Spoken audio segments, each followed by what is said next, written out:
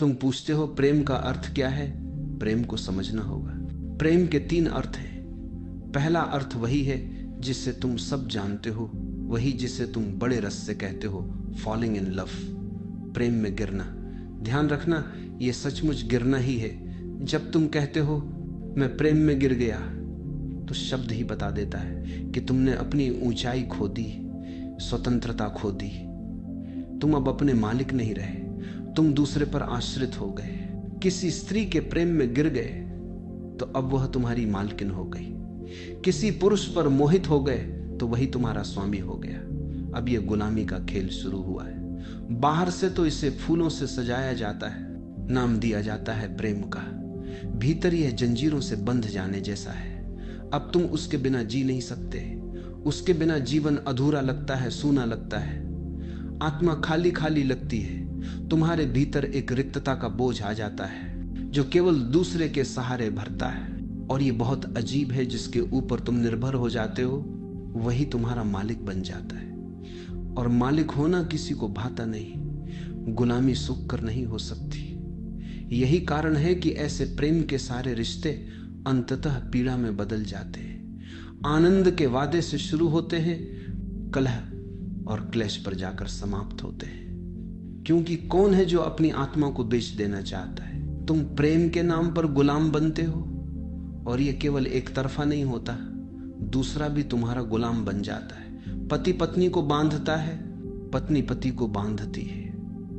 दोनों एक दूसरे पर स्वामित्व थोपते हैं। यह परस्पर शोषण है। इसे प्रेम कहा जाता है, पर यह प्रेम नहीं है। धीरे धीरे दोनों आत्माएं मर जाती हैं, दोनों विकलांग हो जाते हैं। विवाह एक तरह से बच्चों की लंगड़ी दौड़ जैसा है। 2 बच्चों की एक एक टांग बांध दी जाए और फिर उनसे कहा जाए दौड़ो। अब वे 3 टांगों से दौड़ेंगे। यही विवाह है। 2 लोगों की स्वतंत्रता को बांध दिया गया है। अब दोनों बाधा बन जाते हैं। एक पूर्व की ओर जाना चाहता है, दूसरा पश्चिम की ओर। एक तेजी से बढ़ना चाहता है, दूसरा धीमा चलना चाहता है। अब दोनों को समझौता करना पड़ता है, हर बार झुकना पड़ता है। और जब तुम मजबूरी में झुकते हो, भीतर आग उठती है, कलह वहीं से जन्म लेती है। याद रखो, ये दोस्ती नहीं है, ये प्रेम नहीं है, ये तो एक तरह की दुश्मनी है, बस नाम बदला हुआ है।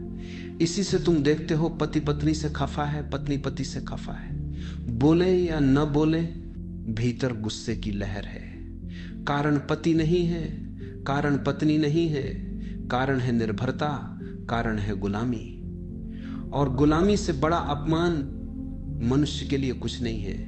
यह साधारण प्रेम है, वही प्रेम जिसे सब जानते हैं, जिसे सब जीते हैं। इसी प्रेम ने जीवन को नरक में बदल दिया है। इसी प्रेम के बारे में रहीम ने कहा था, प्रेम पंथ है सो कठिन। लेकिन सच कहूं तो यह कठिन नहीं है, यह तो बहुत सहज है। हर कोई इसमें फंस जाता है। हर घर में यही चल रहा है, हर परिवार में यही कहानी दोहराई जाती है। कठिनाई कहाँ है? कठिनाई वहां है जहां दूसरा प्रेम जन्म लेता है। वह प्रेम जिसे प्रेम में गिरना नहीं कहा जा सकता, बल्कि प्रेम में होना कहा जा सकता है। बीइंग इन लव, यह कुछ और ही है। इसका स्वरूप मैत्री का है, स्वतंत्रता का है। खलील जिब्रान ने बहुत सुंदर कहा है कि प्रेमी वैसा होना चाहिए जैसे मंदिर के 2 स्तंभ। देखो, इन स्तंभों को वे न तो बहुत पास हैं न बहुत दूर। अगर ये बहुत पास आ जाएं तो मंदिर गिर जाएगा, और अगर बहुत दूर हट जाएं तो भी छत टिक नहीं पाएगी। संतुलन चाहिए, थोड़ी दूरी, थोड़ी नजदीकी, तभी मंदिर टिकता है। सच्चे प्रेमी वैसे ही होते हैं, न बहुत पास न बहुत दूर, थोड़ा फासला, ताकि स्वतंत्रता बनी रहे, ताकि एक दूसरे की सीमाओं पर अतिक्रमण न हो, ताकि स्वतंत्र आत्मा अपनी धुन में गा सके। मुझे याद है, एक छोटा बच्चा मेरे साथ बगीचे में घूम रहा था। वहां एक तख्ती लगी थी, नो ट्रेसपासिंग, प्रवेश निषिद्ध। बच्चे ने पढ़ा, थोड़ी देर सोच में डूबा रहा। मैंने पूछा, क्या सोच रहे हो? वो बोला, मैं ये सोच रहा हूं कि दुनिया में कहीं ऐसी भी तख्ती लगी होगी, ट्रेसपासिंग, कि यहां प्रवेश आमंत्रित है। और मैंने सोचा, बच्चे की बात सच है। इस दुनिया में तो हर कोई दीवारें खड़ी कर रहा है, या तो किसी का गुलाम बनकर इतना कुचला गया है कि अब आवाज ही खो गई है, या फिर इतना डर गया है गुलामी से कि भागकर जंगल चला गया है। और चारों तरफ तख्तियां लगा दी हैं, नो ट्रेसपासिंग। यही सन्यासी है, यही साधु है जिन्होंने लक्ष्मण रेखा खींच ली है। अंदर मत आना, क्योंकि उन्हें डर है कि भीतर कोई आया तो फिर से गुलामी शुरू होगी। दुनिया में दो तरह के लोग दिखाई देते हैं। कुछ ऐसे हैं जो कुचले जा रहे हैं, दूसरों की इच्छाओं, दूसरों के बंधनों के नीचे दबे हुए, और कुछ ऐसे हैं जो इस कुचलने से डरकर भाग गए, जंगल में छिप गए। लेकिन दोनों ही अपंग हैं। एक दबकर अपंग हुआ, दूसरा भागकर अपंग हो गया। प्रेम में होना क्या है? इसका अर्थ है इतने पास होना कि निकटता में भय का कोई कारण न रहे, और इतने दूर रहना कि एक दूसरे को रौंदने का खतरा न हो। हमारे बीच आकाश बचा रहे, स्वतंत्रता का विस्तार बना रहे। यदि तुम्हारा आमंत्रण होगा तो मैं आऊंगा, और यदि मेरा आमंत्रण होगा तो तुम आओगे, पर यह आने जाने का अधिकार नहीं होगा, हक नहीं होगा, केवल निमंत्रण पर, प्रेमपूर्ण स्वीकृति पर। रविंद्रनाथ ठाकुर के एक उपन्यास में एक युवती अपने प्रेमी से कहती है, मैं विवाह करने को तैयार हूं, लेकिन मेरी शर्त है कि तुम झील के उस पार रहोगे और मैं झील के इस पार।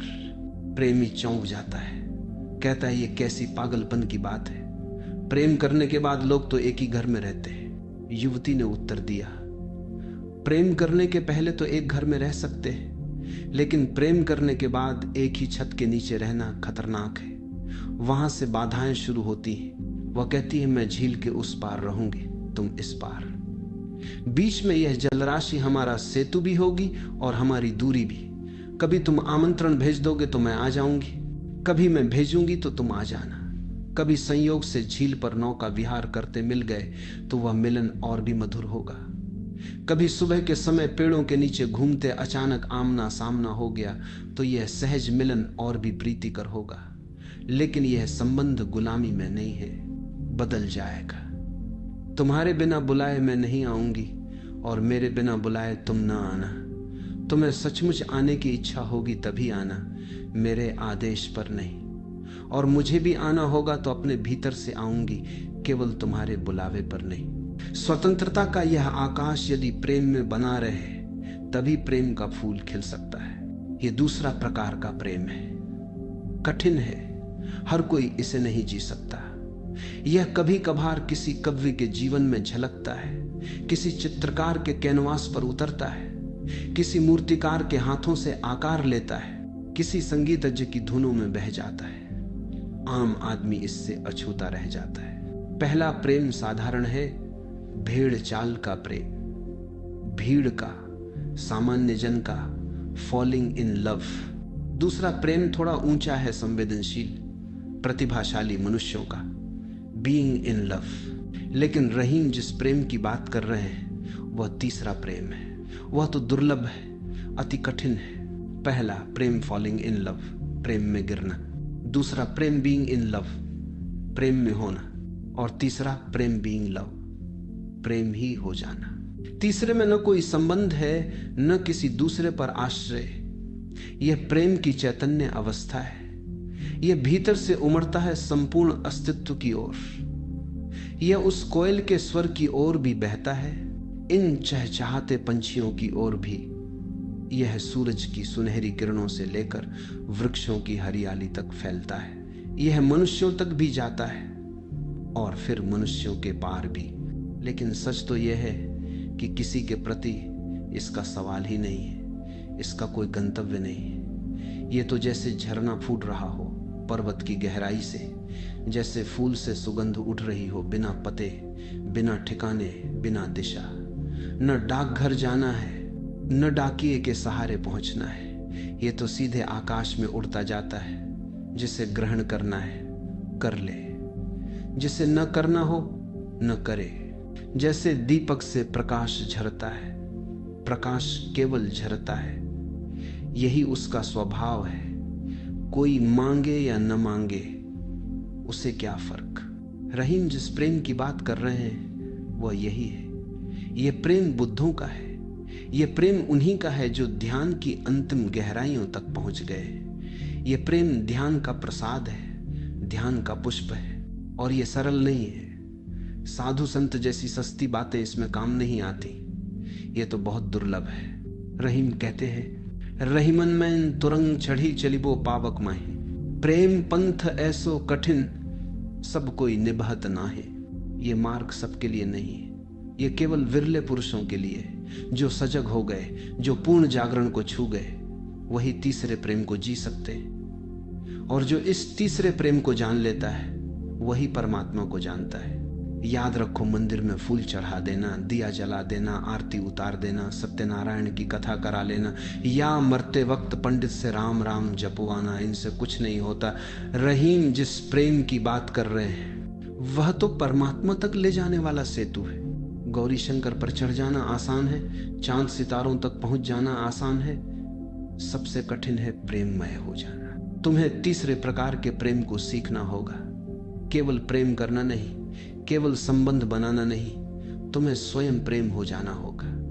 तुम्हारा अस्तित्व ही प्रेम की तरंग बन जाए। ऐसा नहीं कि प्रेम तुम्हारे किसी व्यवहार का हिस्सा हो, बल्कि प्रेम तुम्हारी भीतरी दशा बन जाए। याद रखो, पहला प्रेम केवल काम वासना है, देह की भूख है, एक प्रकार की तृष्णा है। दूसरा प्रेम मैत्री है, थोड़ी ऊंचाई है, थोड़ी गरिमा है, उसमें स्वतंत्रता की सुगंध है। लेकिन तीसरा प्रेम करुणा है, और जब प्रेम करुणा में बदलता है तब वह परमात्मा का द्वार हो जाता है। लेकिन इस करुणा तक पहुंचने का एक ही मार्ग है, ध्यान। इसके अतिरिक्त कोई और उपाय नहीं।